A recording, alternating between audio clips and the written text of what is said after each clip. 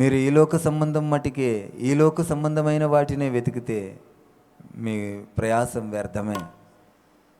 బ్రతికి ఉన్న మనము, మనము దృశ్యంగా చూస్తున్న వాటిని కాక అదృశ్యమైన వాటి కొరకు నిరీక్షణ కలిగి ఉండండి అంటాడు. నేను పరలోక సంబంధుడను. ఆయన ఇచ్చేది ఏది కూడా లోక సంబంధమైనటువంటి ఆశీర్వాదము కాదని గుర్తెరగాలి.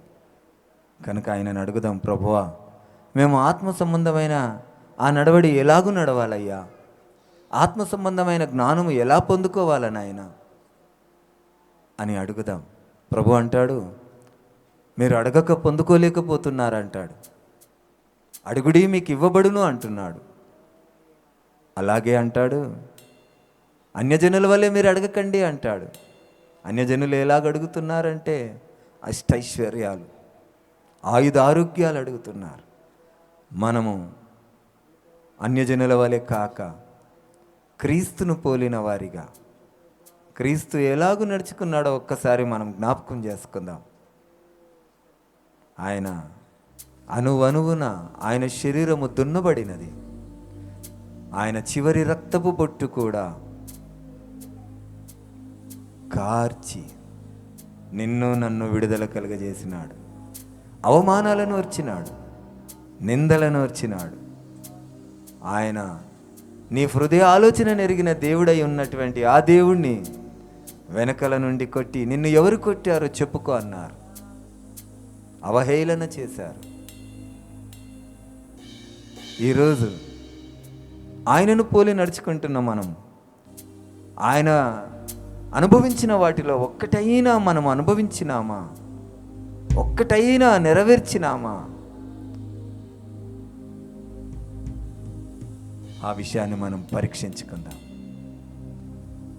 ఆయన సర్వలోకానికి వెళ్ళి సర్వ సృష్టికి సువార్త ప్రకటించమన్నాడు. దానిని కూడా మనం ఒకసారి జ్ఞాపకం చేసుకుందాం. మన విశ్వాసమును, పౌలు గారు అంటాడు, నా విశ్వాసమును కాపాడుకుంటేనే నా పరుగును తుదముట్టించి తినే అని. అట్టి ప్రయాసము కలిగిన వారిగా మనం ఉందాం. కనుక అట్టి వాటి కొరకు దేవుడు మనకు సమృద్ధి అయిన ఆహారమును మనకు కలుగజేయుటకు ఈరోజు మనము దేవుణ్ణి అడిగి పొందుకుందాం. ప్రభువా, వాక్యమైన వాడవు నాయన, వాక్యమయున్న దేవుడవు నాయన, వాక్యమే దేవుడు అని చెప్పబడుతుంది. మీ మాటే అయ్యా మీరై ఉన్నారు. మేము నీ పిల్లలం ప్రభువా, మీరు మా తండ్రివి నాయన.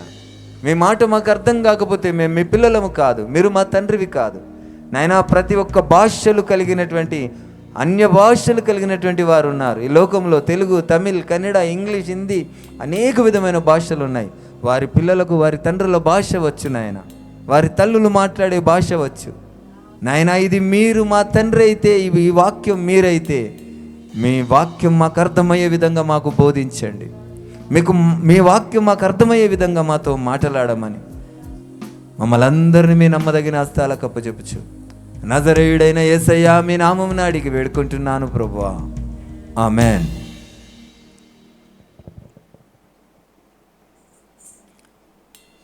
కీర్తనలు 26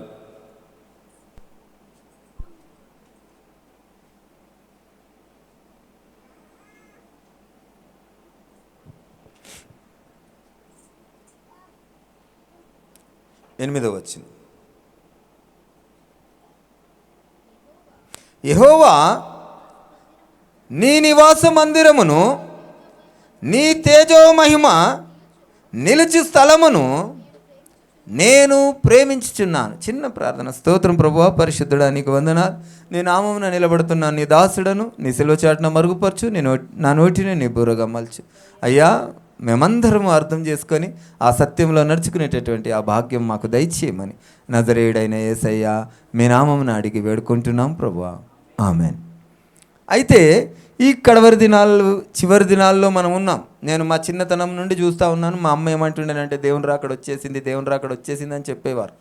మేము నిజంగా మా అమ్మ చెప్పినటువంటి మాటల్ని మేము అనుసరించినాం. మాకు కూడా రేపటి కొరకు ఆలోచన లేకుండే. నిజంగా చెప్తున్నా, ఏది సంపాదించినా కానీ దాన్ని నిలుపుకోవాలి అని ఆ యొక్క ఫ్యూచర్ కొరకు ఆలోచించేటటువంటి విధానం మా మనసులో లేకుండే. నిజంగా దేవుని రాకడ వచ్చేస్తుంది అనేటటువంటి స్వభావంలో ఉండే, కానీ అటు టైం దేవునిలో మేము లేకుండే. మేము దేవుని స్వభావం కలిగిన వారమై ఉండే కానీ దేవునిలో మాత్రం మేము లేకుండే. అంటే దేవుని ఉద్దేశం నెరవేర్చే వారిగా మేము లేకుండే. లోక సంబంధమైన వారితో స్నేహం చేసి లోక సంబంధమైనటువంటి జీవితం జీవిస్తూ ఆ యొక్క దేవుని యొక్క మాటలు ప్రతిరోజు ఉపదేశింపబడ్డా కానీ భయం లేని వారిగా మేము జీవించే వాళ్ళం. దేవుని యొక్క నామానికి అవమానకరంగా మేము ఉండేవాళ్ళం. ప్రతి ఒక్కరు కూడా ఆ యొక్క క్రైస్తవులు చూసినప్పుడైతే మమ్మల్ని చూసి బాధపడ్డారు మాకైతే తెలియదు, కానీ అన్యజనులకు మాత్రం మేము ప్రీతికరంగా బ్రతికినాం. అన్యజనులందరూ కూడా మమ్మల్ని ఇష్టంగా పిలిచేవారు. మమ్మల్ని ఆ యొక్క అనేక విధమైనటువంటి సమస్యలకు కానీ అలాగ పిలిచి మమ్మల్ని ఆ యొక్క లోక సంబంధమైనటువంటి ఘనతలు మాకు ఇచ్చేవారు. కానీ మేము ఆ యొక్క సత్యాన్ని గ్రహించలేకపోయినాం. అయితే ఇక్కడ రాయబడినటువంటి మాట, యెహోవా నీ నివాస మందిరమును నీ తేజో మహిమ నిలుచు స్థలమును నేను ప్రేమించుచున్నాను.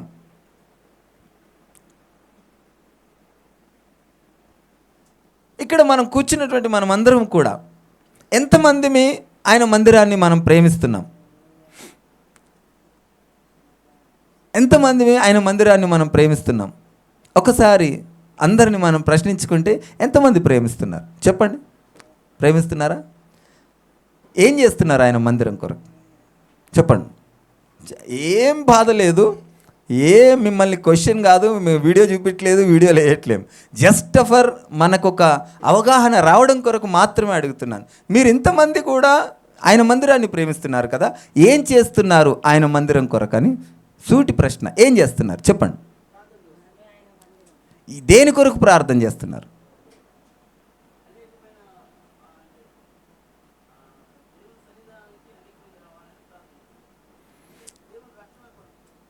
ఆయన మందిరాన్ని మీరు ప్రేమిస్తున్నారా? ఆయన మందిరం కొరకు మీరు ఏం చేస్తున్నారు చెప్పాలి. ఏం పర్లేదు చెప్పండి, ఏం చేస్తున్నారు? చేసినవి చెప్పండి అబ్బా, చేయకపోతే ఏం చేయలేదని చెప్పండి. ఏది చెప్పండి తొందరగా. చేస్తున్నారా? ప్రేమిస్తున్నారా ఆయన మందిరాన్ని? ఏం చేసినారా మందిరం కొరకు?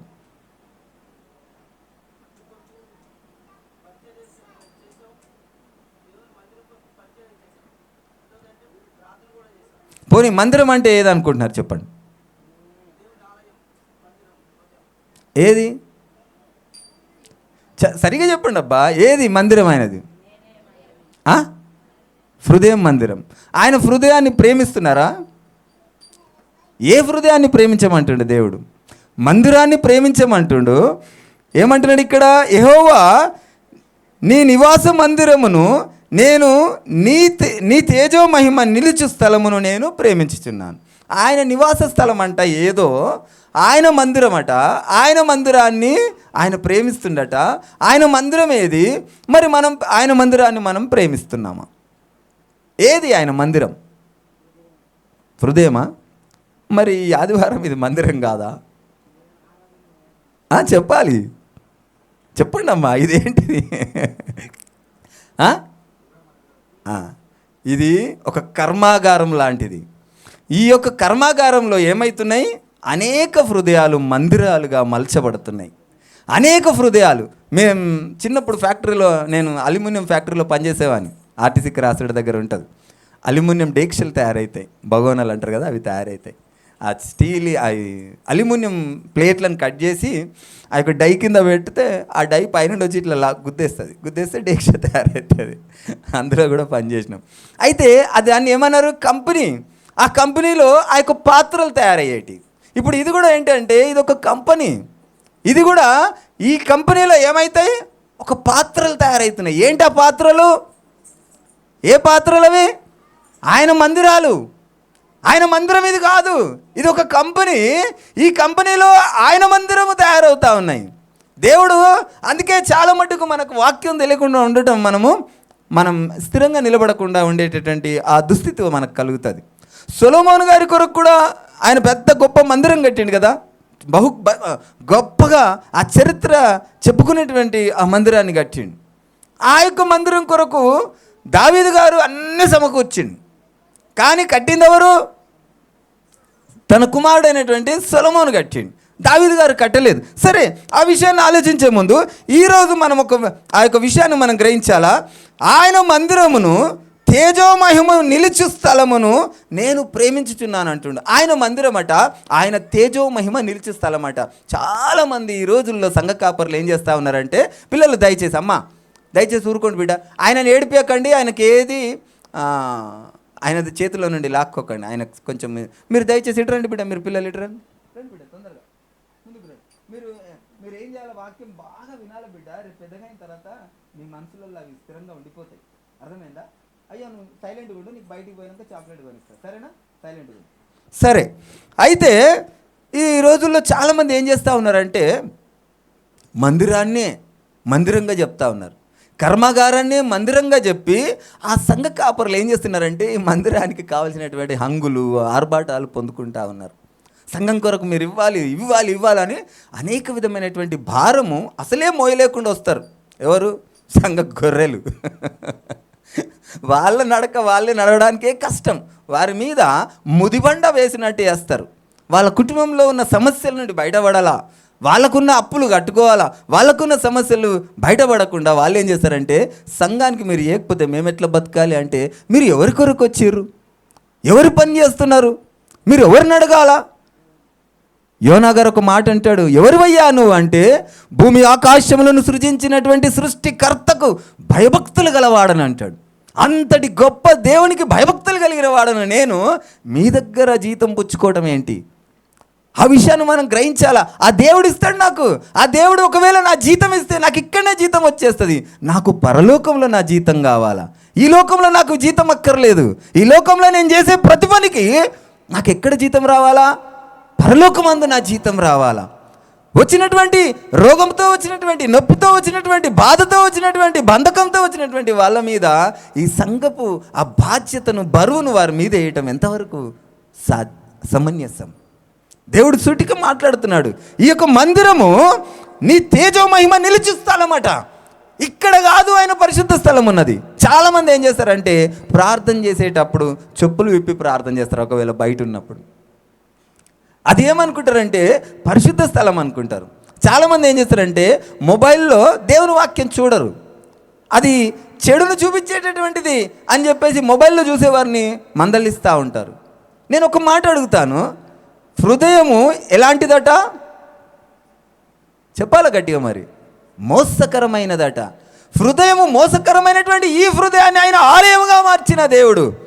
ఆయన ముట్టుకుంటే పాపము ఏమవుతుంది? పవిత్రత అయిపోతుంది. ఆయన నిన్ను ముట్టుకుంటే నీ పాపం ఆయనకు అంటదు, నీ మురికి ఆయనకు అంటదు.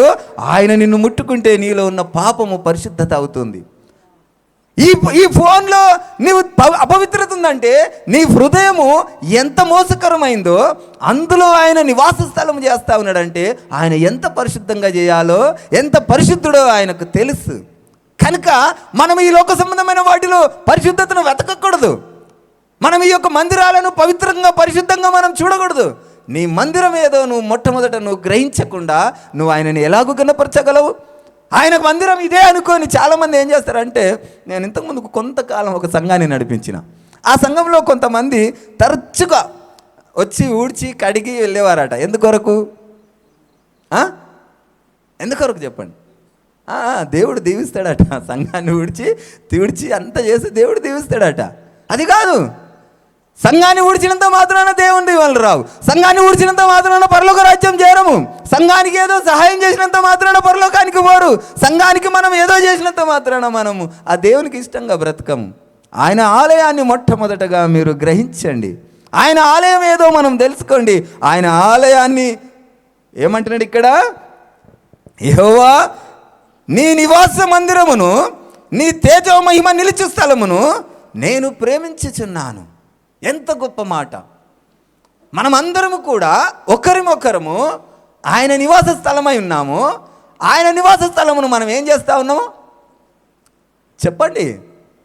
ప్రేమిస్తూ ఉన్నాం కదా. అంటే ఎలాగూ ప్రేమిస్తున్నాము?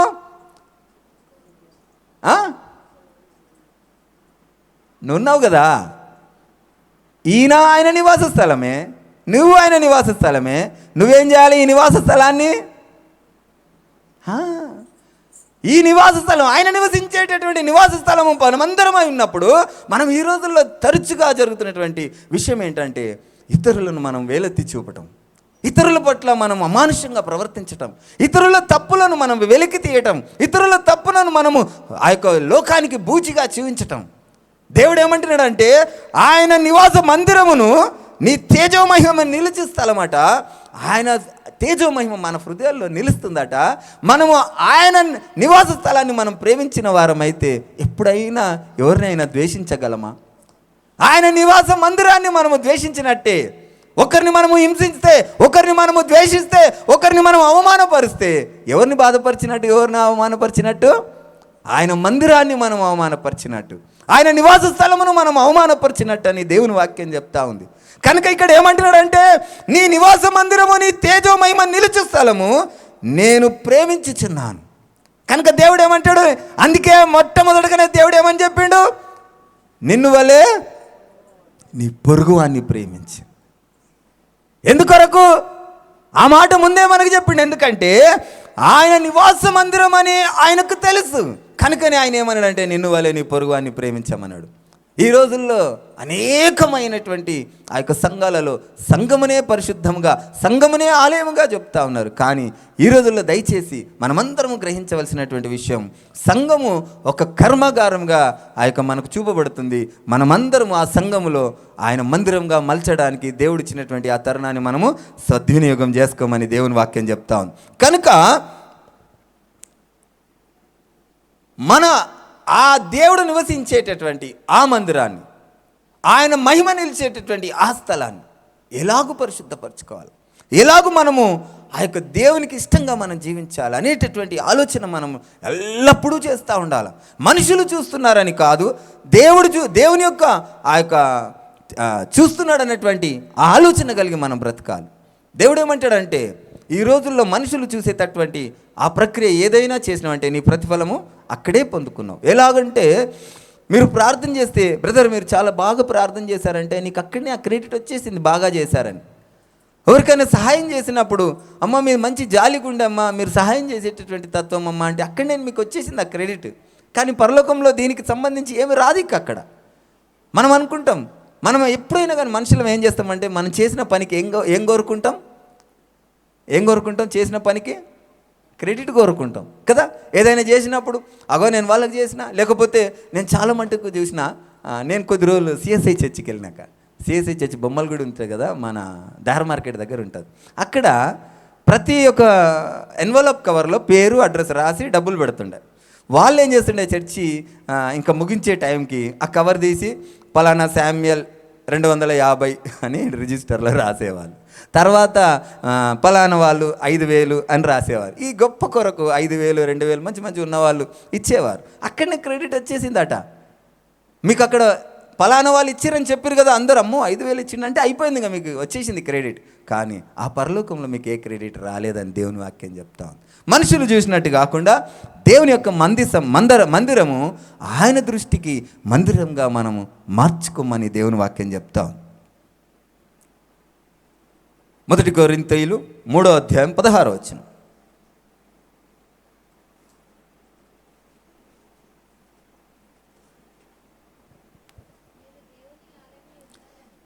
మీరు దేవుని ఆలయమై ఉన్నారనియు దేవుని ఆత్మ మీలో నివసించుచున్నాడనియు మీరు ఎరుగరా? హల్లెలూయా. ఇప్పుడు ఆయన ఆలయం ఏది? ఇది కాదు, ఇది కేవలం కర్మాగారము. ఆయన ఆలయంలో ఆయన నివసించుచున్నాడని మనమందరం ఎరగాలి. ఆయన ఆలయంలో ఆయన నివసించుచున్నాడని మనం ఎరగకుండా ఆయన ఆలయానికి మనం ఎలాగూ మర్యాద ఇవ్వగలము, ఆయన ఆలయాన్ని మనం ఎలా శుభ్రంగా ఉంచగలము, ఆయన ఆలయానికి మనం ఎలా ఘనత తేగలము, ఆ విషయాన్ని మనం గ్రహించాలి. కానీ మనం ప్రతిరోజు తరచూ చేసినటువంటి పని ఏంటంటే ఆయన ఆలయాన్ని అవమానపరుస్తూ ఉన్నాం, ఆయన ఆలయాన్ని దూషిస్తూ ఉన్నాం, ఆయన ఆలయాన్ని నిందిస్తూ ఉన్నాం. మీరు నమ్మరు, నేను రోడ్డు మీదకి వెళ్ళేటప్పుడు నాకు చాలాసార్లు గొడవలు అయ్యేటి. అయితే వాళ్ళని ఇష్టం వచ్చినట్టుగా తిట్టేవాళ్ళం, గొడవలు చేసుకునేవాళ్ళం. కానీ నాకు ఈ విషయం తెలిసిన తర్వాత వాళ్ళు ఏమైపోయారట, వారు దేవుని యొక్క ఆలయమై ఉన్నారు, కానీ ఏమై ఉన్నారంటే పాడైపోయిన మందిరము. పరిశుద్ధ లేఖనంలో ఒక చోట ఉంటుంది, మీరు శిథిలమైపోయిన ఆలయాన్ని బాగు చేయరు అని అంటున్నాడు. దేవుని యొక్క ఆలయము శిథిలమైపోయి ఉన్నది. ఆదామును ఉండే ఆయన ఆలయము శిథిలమైపోయింది. ఆ ఆలయాన్ని మనం ఏం చేయాలట? తిరిగి కట్టుకోవాలట. ఆయన ఒక రాజుగారు ఉంటారు, ఆయన రాజు అయిన తర్వాత ఆ యొక్క మందిరం, కూలిపోయిన మందిరాన్ని తిరిగి కట్టిండు. అవన్నీ పాత నిబంధనలో ఎందుకు పొందుపరచబడ్డాయంటే అవి ఒక కథలు కాదు, చరిత్ర కాదు, అవి మనకు దేవుడి యొక్క ఆధ్యాత్మికమైనటువంటి మాటలను నేర్పుతున్నటువంటి ఆ సారాంశం. అది ఆ కూలిపోయిన ఒక మందిరాన్ని ఆ రాజుగా అవగానే ఆయన ఏం చేసిండు? ఆ కూలిపోయిన మందిరాన్ని కట్టిండు. ఈరోజు నీవు రక్షణ పొందిన నీవు రాజువే. దేవుడు ఏమంటాడు? మనని ఏమన్నాడు? దేవుడు ఏమని సంబోధించిండు? పోనీ అక్కడ యూదులు ఏమని సంబోధించారు? దేవుని సిలువేసేటప్పుడు ఏమని సంబోధించారు? అమ్మా, ఇంకా సిల్వను లేపేటప్పుడు అంటారు చూడండి, రాజంట రాజులకు రాజు. మీరు ఎవరంట? మనమందరం ఎవరమమ్మా? రాజులము. దేవుడి యొక్క విశ్వాసాన్ని విశ్వసించిన ప్రతి ఒక్కరు కూడా రాజులే. ఆ రాజులకు ఆయన ఎవరట? రాజట. ఆ రాజుగా నియమించబడినటువంటి ఆయన ఏం చేసిండట? కూలిపోయిన మందిరాన్ని కట్టిండట. ఈ రాజు రక్షణ పొందిన ఈ రాజులందరూ ఏం చేయాలట? కూలిపోయిన మందిరాలను మీరు కట్టాలట. నశించిపోతున్న వారిని మీరు ఓదార్చాలట. కృంగిపోయిన వారిని మీరు లేవనెత్తాలట. మీరు రాజులట. కూలిపోయిన మందిరాన్ని మీరు కట్టాలట. మీరు వెతకండి చుట్టుపక్కల ఏ కూలిపోయిన మందిరం ఉంది, ఏ దేవునికి ఆ యొక్క దూరముగా బ్రతుకుతున్నటువంటి నశించిపోతున్న ప్రతి ఆత్మ కొరకు మీరు ఏం చేయాలట? పూనుకోవాలట. ఆ మందిరాలను కట్టాలట. ఆ విషయాన్ని మనం గ్రహించాలా. మనము ప్రతి ఒక్క ఆత్మీయ సారాంశాన్ని మనం గ్రహించకుండా శరీర సంబంధంగానే అనుపాదించుకుంటే మనము సత్యంలో నిలబడలేము. ప్రతి ఒక్క పాత నిబంధనలో ప్రతి మాట కూడా మన ఆధ్యాత్మిక జీవితం ఇవ్వబోతున్నటువంటి ఆ దేవాది దేవుడు సాదృశ్యంగా చూపుతా ఉన్నాడు. చూడడానికి అది జరిగిన సంఘటనలా కనబడుతుంది, కానీ అది పరలోక సంబంధమైనటువంటి మర్మం అని దేవుని వాక్యం బోధిస్తూ ఉంది. అయితే ఇక్కడ ఏమంటున్నాడు? మీరు దేవుని ఆలయమై ఉన్నారని, దేవుని ఆత్మ మీలో నివసించుచున్నాడని మీరు ఎరుగరా? మనలో ఆయన ఆత్మ ఉన్నది, లేకపోతే మనకు భయం ఉండకపోవు. ఆయన ఆత్మ మనలో నివసిస్తున్నది కనుకనే మనకు కృతజ్ఞత ఉన్నది. దేవుని ఆత్మ మనలో నివసిస్తున్నది కనుకనే మనము విధేయులుగా బ్రతుకుచున్నాము. దేవుని ఆత్మ మనలో ఉన్నది కనుకనే మనము ఇతరులను మనము ప్రేమిస్తూ ఉన్నాము. లేకపోతే ఈ యొక్క తత్వం మనది కాదు. మనలో సహజ సిద్ధ స్వభావము, ఎవడు ఏమైతే నాకేంటి అనేటటువంటి స్వభావం. ఈరోజు ఈ సమయాన్ని మీరు దేవునికి అప్పచెప్పారంటే దేవుని యొక్క ఆత్మ మీలో ఉన్నది. లేకపోతే మీరు ఈ సన్నిధికి రాలేరు. మీరు మీ సమయాన్ని ఇవ్వలేరు. మీరు ఈ సమయాన్ని కూడా సాతాను ఏమంటాడు తెలుసా? ఈ 2 గంటలు అటుపోతే 2000 వచ్చేటి అంటాడు అని చంటికి చెప్తాడు. ఈ 2 గంటలు ఒక పెద్ద ఫ్రాక్ వచ్చింది అర్జెంట్ ఉంది అని అక్కకి చెప్తాడు. అనేకులకు మనకున్న వారందరికీ కూడా సాతాను వేసేటటువంటి ఆ యొక్క అదే. 1 గంట పోతే వచ్చేది ఈరోజు ఖర్చుకి వెళ్ళిపోతాయి అని. మా ఆవిడ నిన్నేమన్నదంటే, మేము మొన్న ఏదో ఎవరో చుట్టాలు వస్తే నాన్ వెజ్ వండినాం. ఈరోజు నిన్నటి దినం నేను త్వరగా ఇంటికి వచ్చేసిన, ఈరోజు ఒక్కరోజు కొంచెం నాన్ వెజ్ అడగద్దు అన్న. అట్లా కుదరదు అన్నది. ఆదివారమే అన్నది. ఆదివారం తప్పదు, అది సిస్టమ్. ఆదివారం నాన్ వెజ్ కావాలి అన్నది. సరే అని మళ్ళీ పోయినా. రేపటి కొరకు నిన్ననే, ఇవాళటి కొరకు నిన్ననే పోయినా. కనుక ఈ రోజు ఏమవుతుండే, ఒకవేళ పొద్దుగాల పోయిరాపో నాన్ వెజ్కి దేనికన్నా అయితే అంటే కావాలి కదా, నిత్యావసరం అన్నట్టుగా ఉంటుంది. సాధారణంగా అలాంటి బీజం వేస్తూ ఉంటాడు. కానీ మనం ఏం చేయాలా? ఈ దినం ఎవరిది? ఆయనది. కనుక ఆయనకు ఇష్టమైనటువంటి వారిగా మనం బ్రతకాల. ఆయన ఆత్మ మనలో నివసిస్తున్నదన్న విషయాన్ని మీరు మరవకూడదు. కనుక మనం ఎవరిని కూడా నిందించకూడదు, ఎవరిని కూడా బాధించొద్దు, ఎవరిని కూడా హింసించొద్దు, నోరు మెదిపి ఎవరిని కూడా బాధ పెట్టకూడదు. నువ్వు ప్రత్యక్షంగా కానీ పరోక్షంగా కానీ ఎవరినైనా బాధ పెట్టావేమో అన్న మాట ఎందుకు రాయబడ్డది అంటే, ఆయన ఆలయమై ఉన్నటువంటి ఆ మనుషులను మనము ఎవరిని కూడా, కొంతమంది ఏంటంటే అన్యజనులు కూడా ఉన్నారు కదా, వాళ్ళు అన్యజనులే అయినప్పటికీ కూడా వాళ్ళ ఆత్మ, వాళ్ళ యొక్క మందిరం ఏమైంది? కూలిపోయి ఉంది. ఒకరోజు కట్టబడుతుంది. అది ఏదో ఒక రోజు ఖచ్చితంగా కట్టబడుతుంది. ఏదో ఒక రోజు చివరి వరకు వాళ్ళు రక్షణ పొందుతారు. దేవుడు ఏమంటాడంటే, అంత్య దినములలో నా ఆత్మను అనేకుల మీద కుమ్మరిస్తానంటున్నాడు. ఆయన ఆత్మ కనుక మన మీద దిగిందంటే ప్రతి ఒక్కరు కూడా చెడును విసర్జించి బ్రతికేటటువంటి వారు. సాతాను గాడు ఏం చేస్తాడంటే, సాతాను ద్వారా మనకు కలిగినటువంటి ఈ శరీరం, దేవుడు మనల్ని ఏ విధంగా, నేను ఇవన్నీ చెప్తే ఈ దినం సరిపోదు, నేను త్వరగా ముగించే ప్రయత్నం చేస్తూ ఉన్నాను. దేవుడు మనల్ని ఎలాగ చేసిండంటే, ఒక మట్టిని తీసి బొమ్మను చేసి ఆ యొక్క నాసికారంధ్రంలో జీవవాయువును ఊదగా నరుడు జీవించు ఆత్మ అయిండట. ఆయన ఆత్మగా అయిండు. ఆత్మ దృశ్యంగా కనబడదు, కానీ ఆ యొక్క ఎప్పుడైతే అపవాదిగాడు వచ్చి ఆత్మకు మోసం చేసిండో, ఆత్మ ఏమైంది? దృశ్య రూపం దాల్చుకుంది, శరీరము రక్త మాంసములను దాల్చుకుంది. ఆత్మ ఏమైంది? శరీరంతో కనబడినది, కనబడకపోవు అంతకుముందుకు. అందుకే ఆదాము అప్పటి వరకు దేవుని దగ్గరికి వచ్చి మాట్లాడి ఆ యొక్క దేవుని పనులు చేస్తూ ఉన్నటువంటి ఆదాము, దేవుడు పిలిచినాడు, ఆ మాట, ఆ పండు తినొద్దన్న పండు తిన్న తర్వాత దేవుడు వచ్చాడు, ఆదామా నువ్వు ఎక్కడున్నావు అని అడిగితే అప్పుడు ఏమన్నాడు ఆ యొక్క ఆదాము, నువ్వు పిలిచినప్పుడు నీ స్వరము విని నేను ఎక్కడున్నా? చెట్టు సాటుకు దాచుకున్నా. అప్పటి వరకు తెలియదు ఆయన దృశ్యముడు అని. ఆయన అదృశ్యుడై ఉన్నాడు, ఆయన ఆత్మ అయి ఉన్నాడు. కానీ సాతాను ఏం చేసిండు? మనకి ఈ శరీరం ఇచ్చిండు. కనుక ఆ దేవాది దేవుడు ఈ శరీరం ఇచ్చినటువంటి ఆ సాతాను మనకి దేవునికి దూరం చేసింది, ఆత్మకు దూరం చేసింది. ఈ శరీరాన్ని మనకిస్తే దేవుడు ఏం చేసిండు?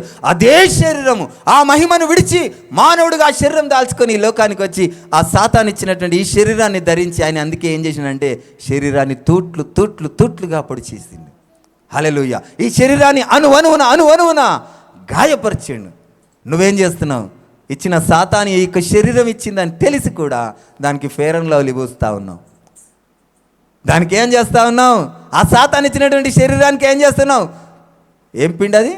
సున్నిపిండి రాస్తూ ఉన్నావు. ఎందుకొరకు? సాతానుని సంతోషపెట్టేట కొరకు. చాలామంది ఏం చేస్తారు? సాతానుకి మంచి అందంగా కనపడాలని ఏం చేస్తున్నారు? హ్యాపీ రోజు చేస్తూ ఉన్నారు. దానికి ఏం చేస్తూ ఉంటాము? నల్లగా. ఎందుకు? సైతానికి సంతోషపెట్టేటటువంటి పనులు. అందుకే దేవుడు అంటాడు, నీ శరీరానికి అధిక సౌందర్యం అక్కర్లేదు. ఎందుకంటే ఈ శరీరము సాతాను గడి ఇచ్చిండు. ఆ దేవుడు ఇచ్చింది ఏంది? మీకు మహిమ శరీరము. ఆ ఆత్మను మీకు ఇచ్చిండు. ఆత్మగా నువ్వు మారబోతున్నావు. ఆ దేవుడు ఏం చేసిండంటే సాతాను గాడు మహిమను విడిచి ఆ ఆత్మను శరీరంగా మారుస్తే, దేవుడు మహిమను విడిచి శరీరం దాల్చుకొని వచ్చి ఈ శరీరాన్ని చంపి ఆత్మగా మార్చబోతున్నాడు. హల్లెలూయా. అంతటి గొప్ప భాగ్యాన్ని నువ్వు మరిచి ఈ సాతాను శరీరాన్ని ఊకే అద్దంలో చూసుకుంటా ఉంటాం. ఎవరన్నా ఈ మంచిగా అవుతున్నావు అంటే చాలుగా 10 సార్లు చూస్తారు అద్దంలో.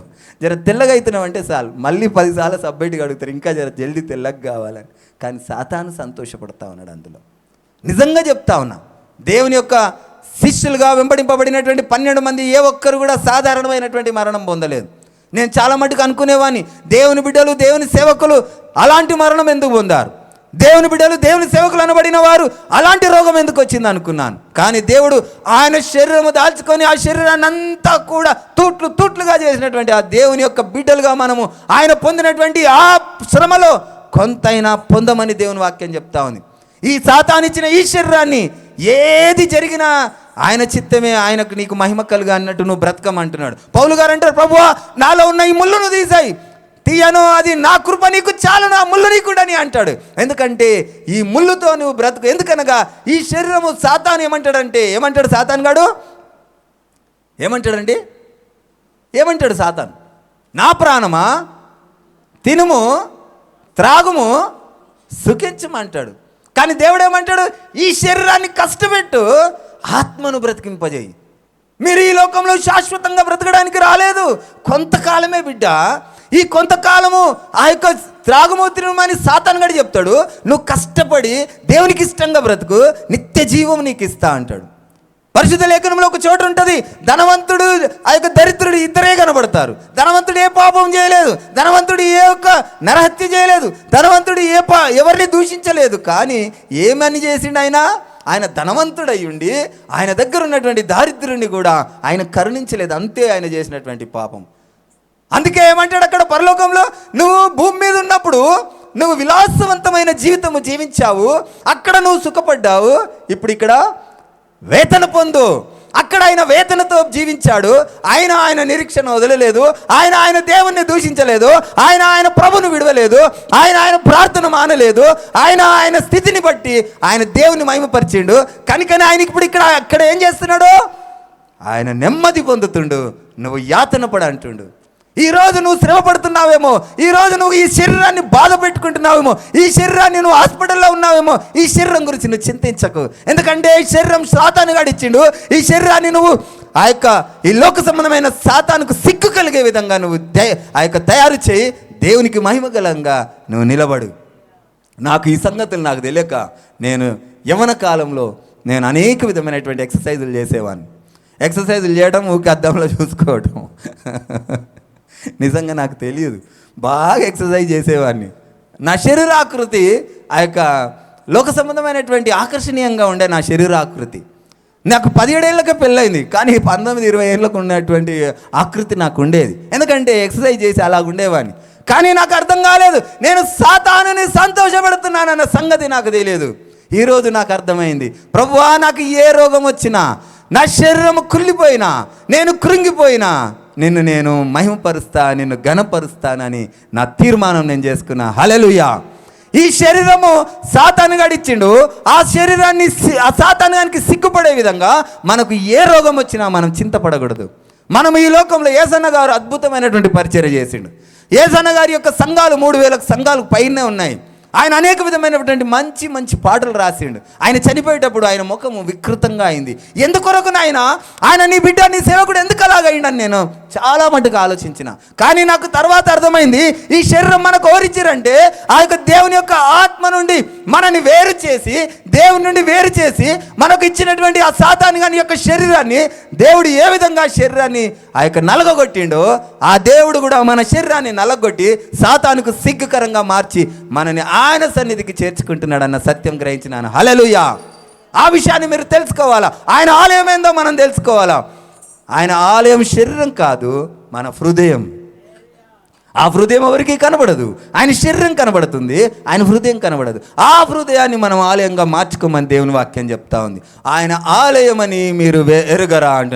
కనుక దయచేసి ఈ రోజు వరకు మనం ఎవరినైనా, కొడుకును కావచ్చు, భర్తను కావచ్చు, భార్యను కావచ్చు, కోడలను కావచ్చు, అత్తను కావచ్చు, ఎవరినైనా కావచ్చు, మనం ఈరోజు వారు చేసినటువంటి క్రియలను బట్టి మనం ఏమైనా ఇంతవరకు ఏదైనా తప్పుగా మాట్లాడి ఉంటాం.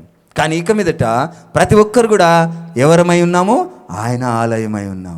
కనుక ఆ ఆలయాన్ని మనం ఏం చేయడానికి ప్రయత్నించాలా? కూలిపోయిన ఆలయాన్ని ఏం చేయడానికి ప్రయత్నించాలా? బాగు చేయడానికి ప్రయత్నించాలా, కట్టడానికి ప్రయత్నం చేయాలని దేవుని వాక్యం చెప్తా ఉంది. 2 కొరింథీ 6:16.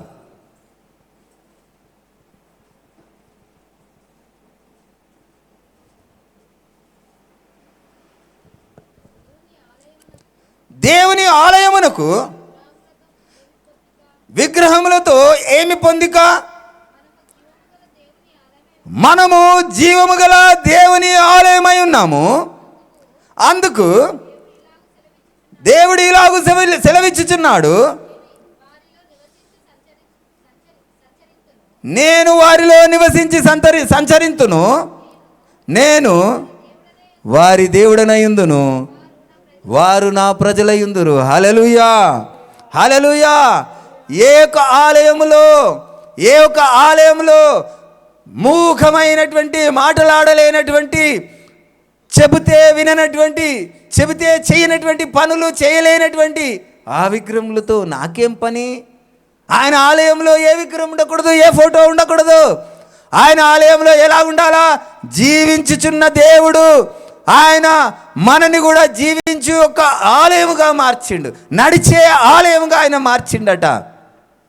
ఆయన ఏమంటున్నాడు? జీవము గల దేవుని ఆలయమై ఉన్నాము.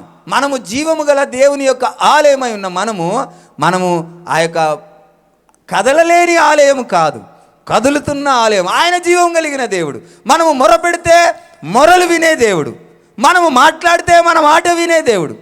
హన్నా గారు మొరపెట్టినారు. హన్నా గారు ఎలాగ మొరపెట్టినారంటే, ఆ యొక్క సంఘ కాపురి చూసినప్పుడు, నువ్వు మందు దాగి వచ్చావా, ఎందుకు అలాగూ నీ అంతటా నువ్వే కొనుక్కుంటున్నావు అంటే, అది కాదు నా ఏలినవాడా, నేను నా తండ్రికి నేను విన్నమించుకుంటున్నా నా బాధ అంతా.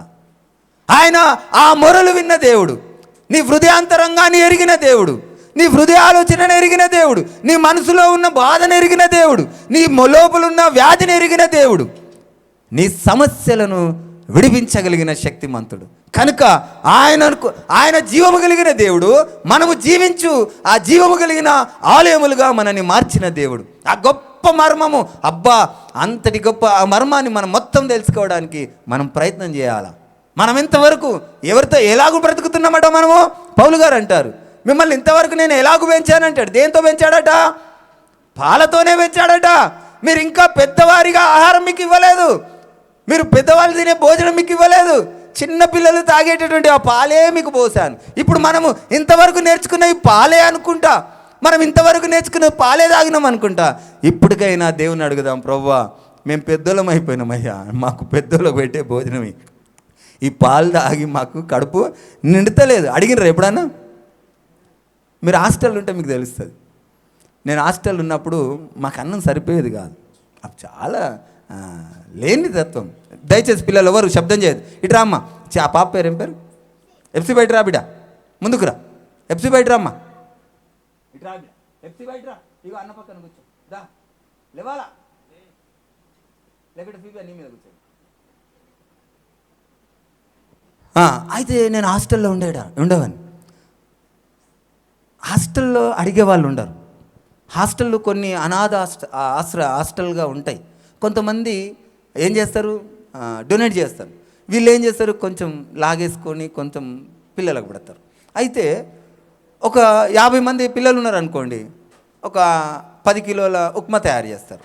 అయితే ఇంకొక 50 మందో 10 మందో ఎక్కడి నుంచో ఎవరైనా ఎక్స్ట్రా వచ్చిర్రనుకో, వాళ్ళకు ఉప్మా వెళ్ళిపోయిన తర్వాత వీళ్ళకి ఉప్మా పెడుతుండే, మా అందరికి ఉప్మా పెడుతుండే, పెట్టి ప్రార్థన చేద్దామంటుండే.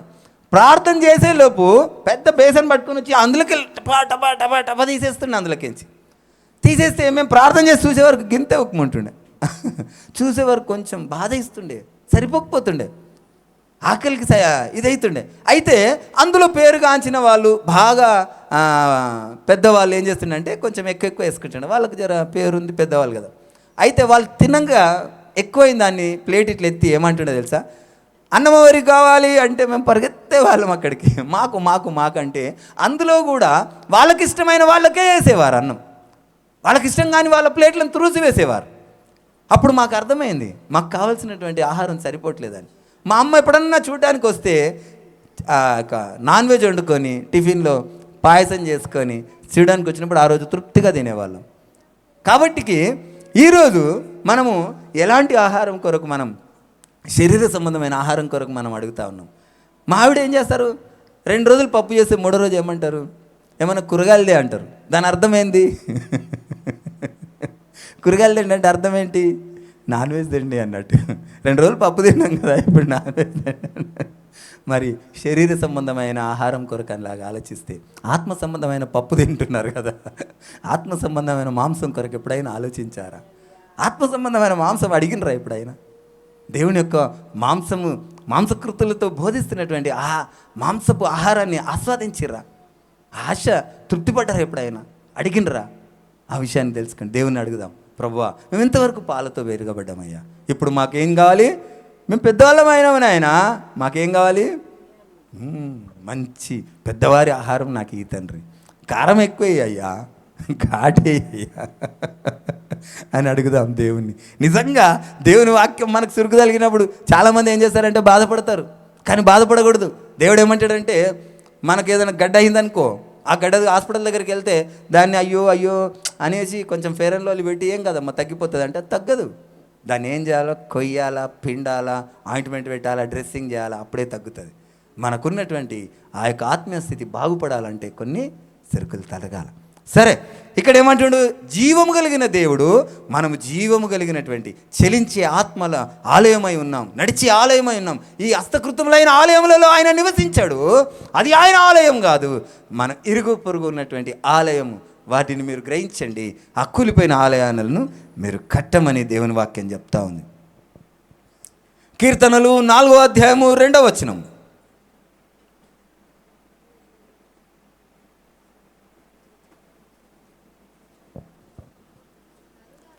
నరులారా, ఎంతకాలము నా గౌరవమును అవమానముగా మార్చెదరు? ఎంతకాలము వ్యర్థమైన దానిని ప్రేమించెదరు? ఎంతకాలము అబద్ధమైన వాటిని వెతికెదరు? హల్లెలూయా! హల్లెలూయా. మీరట ఎంతకాలం ఆయన నామాన్ని అగౌరవముగా చేస్తూ ఉన్నారు. దేవుడు ఏమంటాడంటే ఈ శరీర సంబంధమైన వాటిని ఆలోచించకండి, ఆశించకండి అంటే మనం ఏం చేస్తూ ఉన్నాము? ప్రతి దినము కూడా శరీర సంబంధమైన వాటి కొరకే మనము ప్రయాసపడుతున్నాం కనుక దేవుడు విసిగిపోయి అంటున్నాడు, నరులారా ఎంతకాలం మీరు నన్ను అగౌరవపరుస్తారు? నేను మీకు ఏమని చెప్తున్నాను? ఈ లోక సంబంధుడను కాదు బిడ్డ, నేను పరలోక సంబంధుడిని. మీరు నా పిల్లలయ్యా, నేను పరలోక రాజ్యం మిమ్మల్ని తీసుకెళ్తా, మీరు ఆ రాజ్యానికి రండి, మీరు నా బిడ్డలు నాయనా అంటే మనం ఏం చేస్తూ ఉన్నాం? మాకు ఈ స్థిరంగా మేము ఈ లోకంలోనే మేము ఉంటాం, మాకు ఇక్కడనే మాకు మంచిగా ఉంది, ఇక్కడనే మాకు మంచి ఏర్పాటు చేయి. నిజంగా మనుషుల ఆలోచన ఆశ అటువంటిదే. ఎందుకంటే అపవాది గడిచినటువంటి ఈ శరీరం అటువంటిది. ఈ శరీరము ఈ లోకాన్నే కోరుకుంటుంది. కనుక దేవుడు ఆ యొక్క అద్భుతమైనటువంటి అవకాశం మనకేమిచ్చిందంటే ఆయన ఆత్మను మనకిచ్చి ఈ శరీరేచ్ఛలను చంపుదామని చంపుతున్నాడు ఆయన. మేము ఈ చర్చి కట్టక ముందుకు ఏముండే? మాకు కవర్ ఉండే. ఆ కవర్ ఉన్నప్పుడు మేము ప్రభువా ఏడ్చి ప్రార్థన చేసుకున్నాం, నాయన వర్షం నీళ్ళు లోపల రాకుండా, ఎండ లోపలికి రాకుండా ఉండేటటువంటి మందిరం అయితే చాలయ్యా అనుకున్నాం. కానీ ఇప్పుడేం ప్రార్థన చేస్తున్నాం తెలుసా? మందిరం పూర్తి హంగులు కావాలయ్యా. మనిషి ఆలోచన అటువంటిది. ఆ తర్వాత ఇంకొకటి ఉంటుంది, ప్రభువా పైన మందిరం కింద ఇల్లు కావాలయ్యా. మనిషి ఆలోచన అటువంటి ఉంటుంది. ఇంకా కొంచెం అయితే ఏమంటుంది తెలుసా? ఫస్ట్ సంఘము నింపబడాలయ్యా. సంఘం నిండినాక ఏమిటో తెలుసా? ప్రభువా పక్క స్థలం కూడా ఇయ్యయ్యా. మనిషి ఆలోచన. దేవుడు ఏమంటాడంటే నీకు సంఘమే ఉండనక్కర్లేదు, నువ్వు సంఘాలే కట్టనక్కర్లేదు, నీకు పెద్ద స్టేజే ఉండాల్సిన అవసరం లేదు. ఆయన మందిరాలు నువ్వు కట్టుకుంటూ పో, ఆ మందిరాలు నువ్వు కట్టుకుంటూ పో, ఆ మందిరాలు నువ్వు నిలబెట్టుకుంటావో, ఆ చెట్లు ఎండిపోయిన చెట్లకు నువ్వు నీళ్లు పోసుకుంటావో అవి ఒకరోజు చిగురిస్తాయి, వాటి ఫలము పరలోకమందు నీకు దొరుకుతుంది. ఈ రోజుల్లో చాలామంది ఒక్కొక్క సంఘ కాపరులకు 3 సంఘాలు. దేవుడు అట్లా చెప్పట్లేదు. 3 సంఘాలు 4 సంఘాలు నీకు ఉండాలని దేవుడు చెప్పట్లేడు. నువ్వు ఒక్కొక్కరిని ఏం చేయాలట? ఆయనకు శిష్యులుగా చేసి ఆయన శిష్యులుగా ఆయనను పంపండి.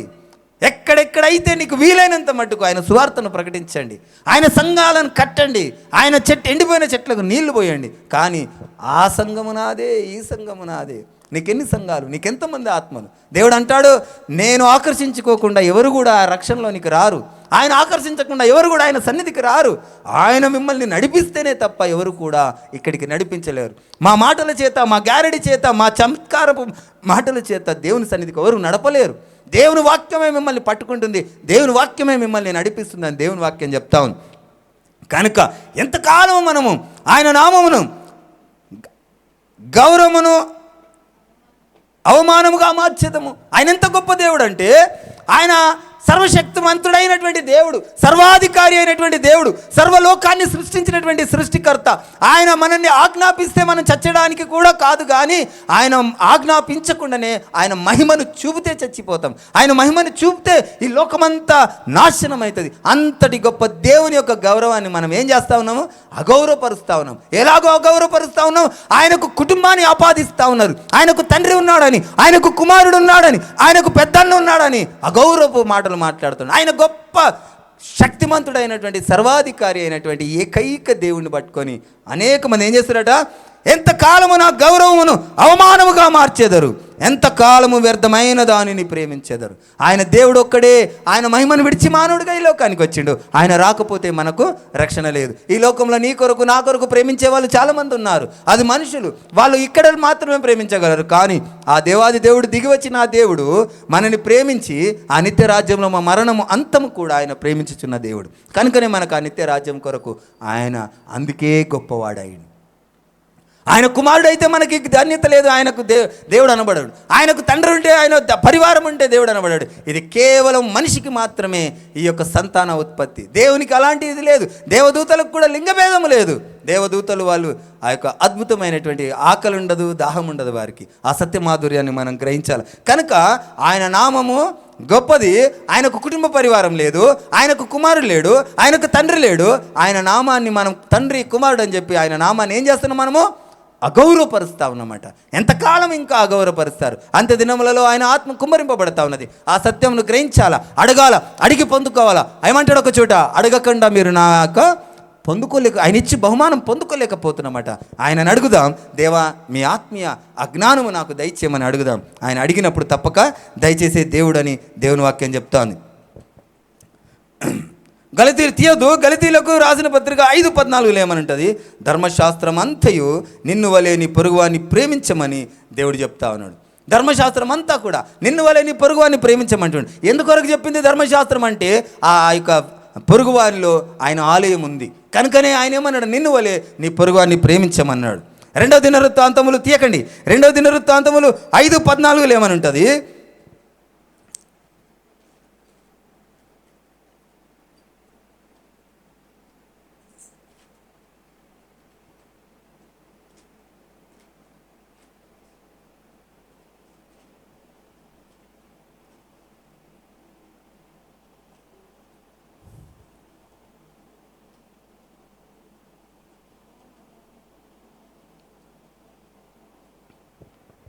రెండు దినవృత్తాంతములు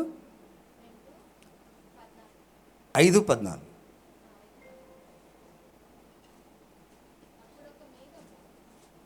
అమ్మా చదవండి. అప్పుడు ఒక మేఘము యెహోవా మందిరము నిండెను. యెహోవా తేజస్సుతో దేవుని మందిరం నిండుకొనగా సేవ చేయుటకు యాజకులు ఆ మేఘమున్న చోట నిలవలేకపోయిరి. హల్లెలూయా. ఇక్కడ ఆ దేవుని యొక్క మహిమ ఆ యొక్క యాజకులు నిలబడలేకుండా చేసింది. ఆ యాజకులు నిలబడలేదు. ఆయన మహిమతో ఉన్నటువంటి దేవుడు. ఆయన మహిమ ఉన్నప్పుడు మోషే గారు సైతం ఆయన మహిమను చూడలేకపోయారు. దయచేసి గమనించండి. ఆయన మహిమకు ఉన్నప్పుడంటే ఏమైందట? యెహోవా మందిరము నిండుకొనెను. ఆయన మహిమ మనలో ఉన్నప్పుడు అప్పుడు ఏమైందట? ఆయన తేజస్సుతో దేవుని మందిరం నిండుకొనగా సేవ చేయుటకు యాజకులు ఆ మేఘమున్న చోట నిలవలేకపోయారు. దేవుడున్న చోట ఆ యాజకులను బడిన వారు నిలవలేదు. అందుకే ఆయన ఆ మహిమను విడాల్సి వచ్చింది. ఆయన మహిమను చూడలేకపోయారు. మోషే ముఖము ఆయన మహిమతో నిండుకున్నప్పుడు ఆయన కళ్ళు చూడలేకపోయారు. ఆయన తేజస్సును చూడలేకపోయారు. ఆయన ముఖము వస్త్రం వేసుకొని తిరగాల్సి వచ్చింది. ఆయన మహిమను చూడలేరు. కనుకనే దేవుడు ఏం చేసిండు? అదే 2వ దినవృత్తాంతములు 6వ అధ్యాయము 2వ వచనం.